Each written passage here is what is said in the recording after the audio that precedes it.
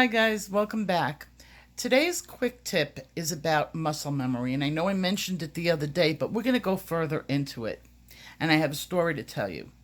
Back when I was a kid, 70s, 80s, Paisley was very, very popular. And I used to draw Paisleys in my books, okay? Ones that look like that, ones that look like this. And that's the basic shape of a paisley. We're going to do a little bit more in another blog about this very shortly. And then you would just decorate them any way you wanted. Like that. And you would do the inside and you'd keep going. But that has created a lifelong inability for me to draw a proper teardrop. So what I did is I did a little research into being able to do this teardrop. Now, even now, as an artist, all those years later, the one shape I could not draw is a teardrop. And it was because my muscle memory went right back to Paisley. And here we go with the way I used to draw a teardrop. Now, if you look back in any of my coloring books where I did put a teardrop in, that's the way I had that hook going. So I did practice. I got out my sketchbook, watched some doodle lessons, and I learned. Now, my problem is I was hooking. And you can't hook, you have to go straight.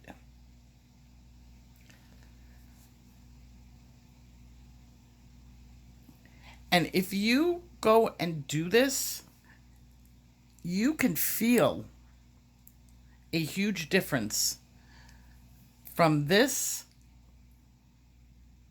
to this. Much different. I'm retraining my muscle memory.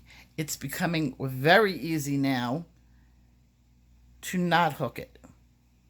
And that is the same thing that you need to do as emerging artists.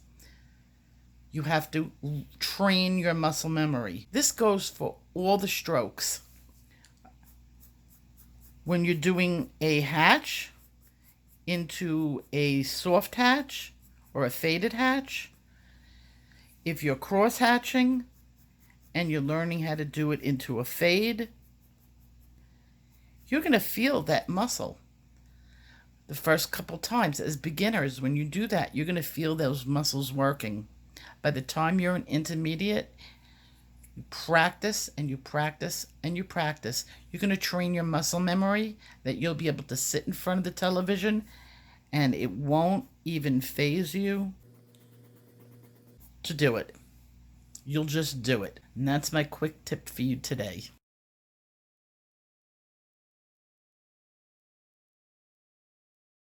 I'm going to start this segment out by saying this is not a sponsored video. I met the home hobby people at the show that I went to, the one that I put up the video for, and they had a table there, and as I was passing and I was talking to everybody, and they wanted to show me this art kit, but they couldn't open it up. So they took my email address and I went on my merry way and they went on their merry way.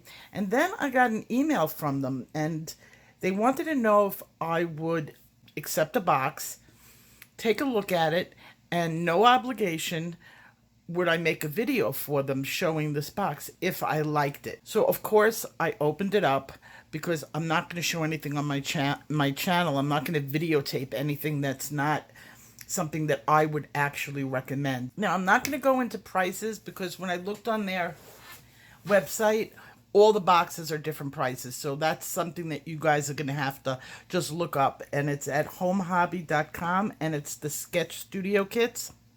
And they have it for watercolors.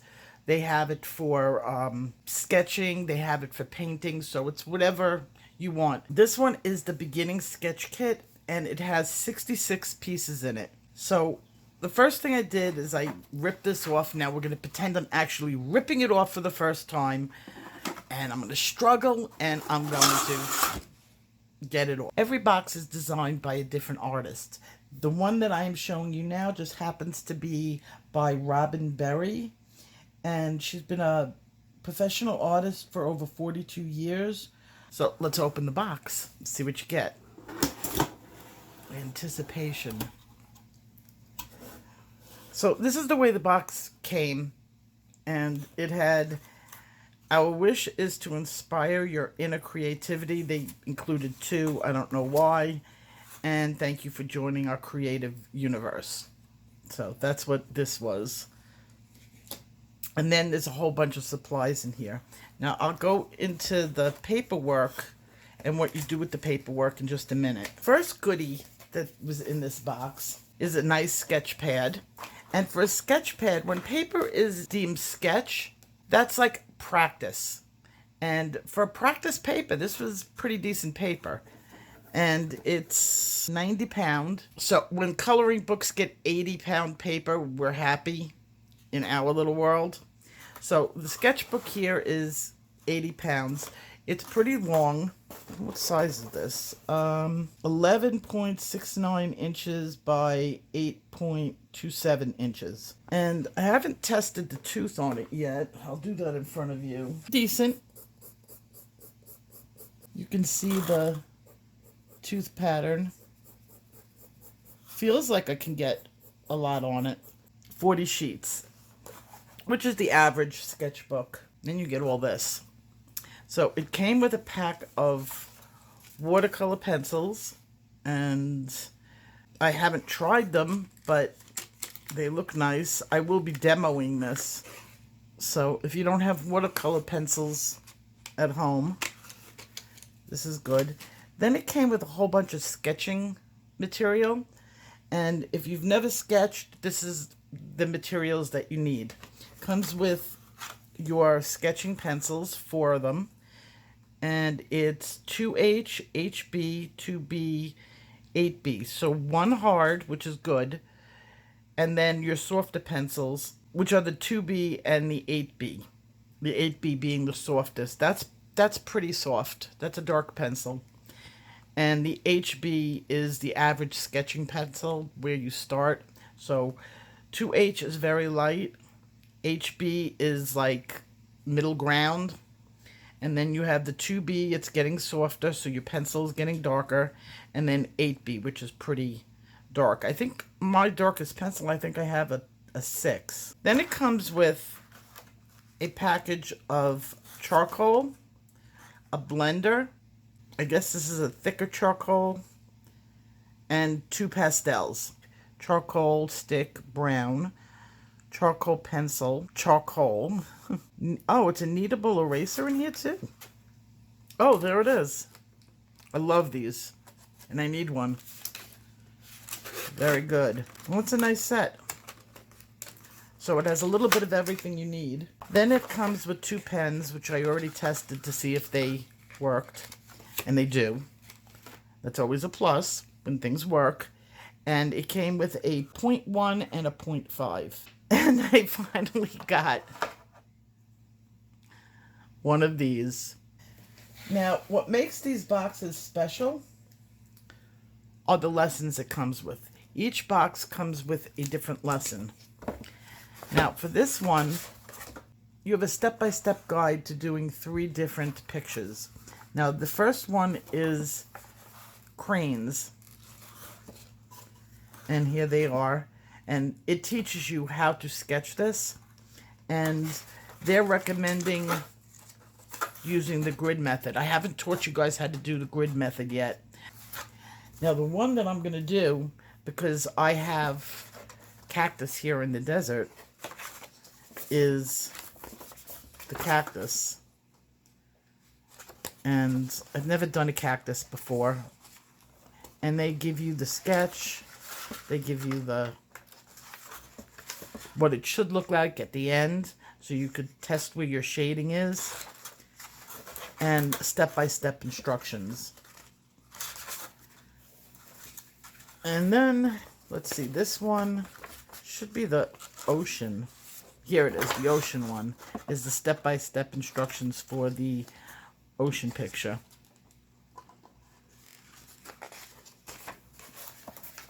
And I don't know what this is.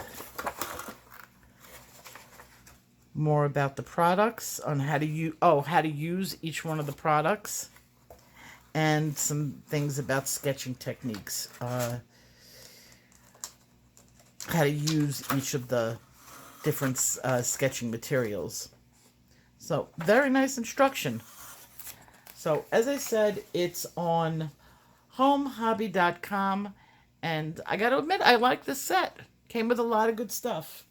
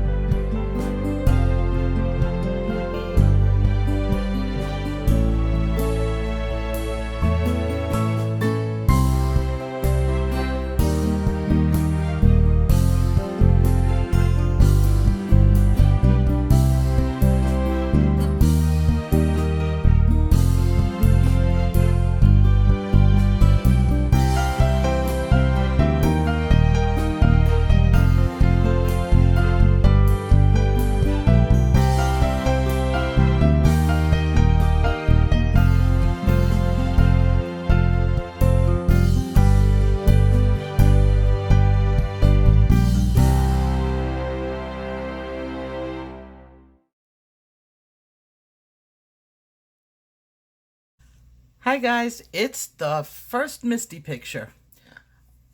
This picture is really super important to me. It's for my son-in-law and it's for Christmas. You may see me doing things that I sort of slack off from doing when I'm coloring in my coloring books.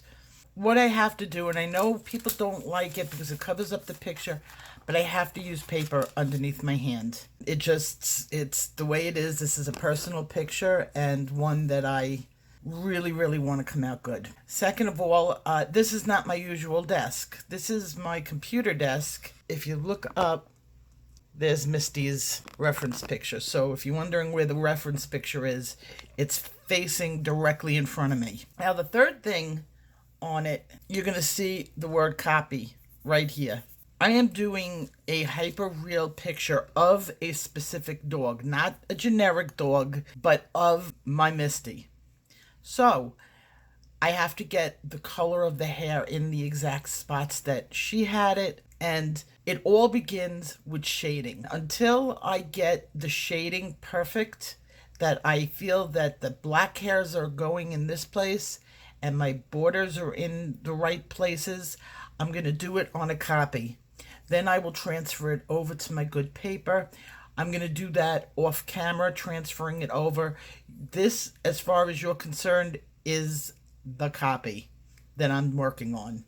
I can make my mistakes on this. I can move things around on it without having to like worry that I'm concentrating on talking instead of concentrating on the actual picture. I will be showing you the actual picture, but I will be working on camera on this. I can scribble over here to test a color to see if a color looks right. This is going to be my worksheet. Once I'm very comfortable with where everything is and it comes time to do the details, I will switch over to the real picture and will work on camera on the real picture. So it's basically the same. You will be getting the same education without me being nervous, because I will be. The first thing I'm going to do on here is get where the hairs turn from brown to black, and that takes concentration. And I'm looking up and I'm taking it very slowly from the tip of the ears. The tip of the ears are light gray and it starts to go into the black, and there seems to be like a squarish area.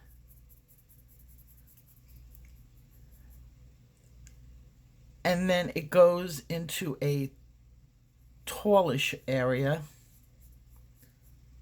that goes into like the Twin Towers. I'm going to probably end up cleaning this up a bit with my eraser.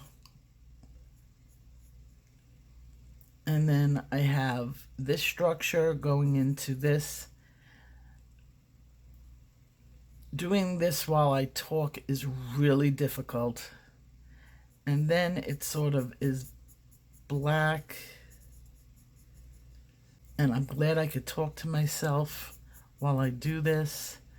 And then there seems to be black going down like this. And here I'm using a 90% warm gray.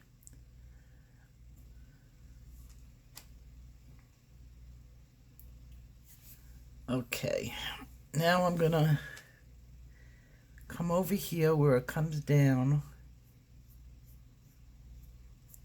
gets black at the very tips of the hair, and then the hair changes direction. And that is very important, because for Misty, her hair was a mess. No matter how you groomed it, her hair went in 10 different directions. So I really want to capture that.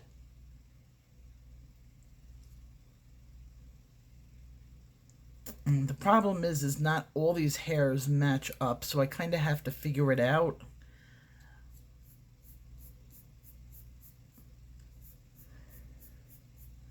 She had hairs going this way, and then one crossing down that way.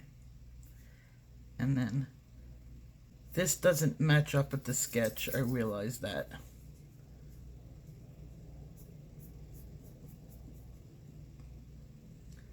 And then hair that went that way. And then going up, it went in this direction. And then she had some red hair going that way. So I'm still darkening in. It's going to take me a long time to darken in everything that I need to darken. And, well, you guys are going to see the whole process, good, bad, boring, and all. I see a highlight right there. I'm going to probably do that with Posca. It's sort of a brownish. And this one is got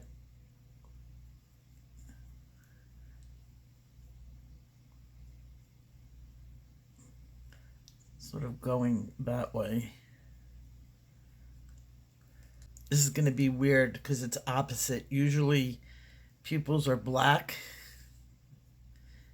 and this one, the pupils are pure light.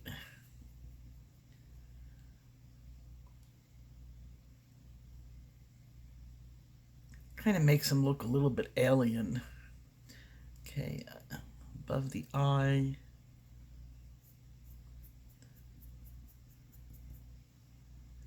No, it's longer. There's one that goes this way. And then white. And then another one that goes this way. And then this way. I'm going to be talking a lot to myself during this.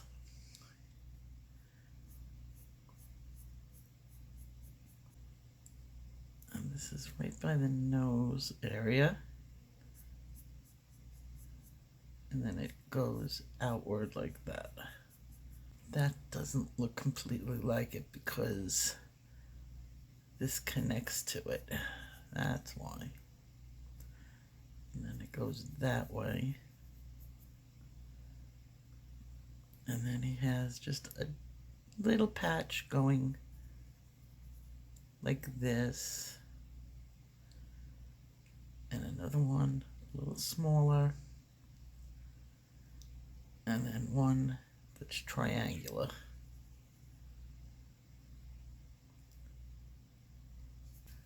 Well, I'm going to try to keep this at 10 minutes a day, or each video, and I'm going to put it at the very end. So this is going to take me a very long time to do this. So I will see you in the next installment. Take care. If you like what you saw and you want to see more, hit that like and subscribe. Don't forget to ring that bell for all notifications. For another video just like this one, I recommend this. And I'll see you in my next video. Take care. Keep on coloring.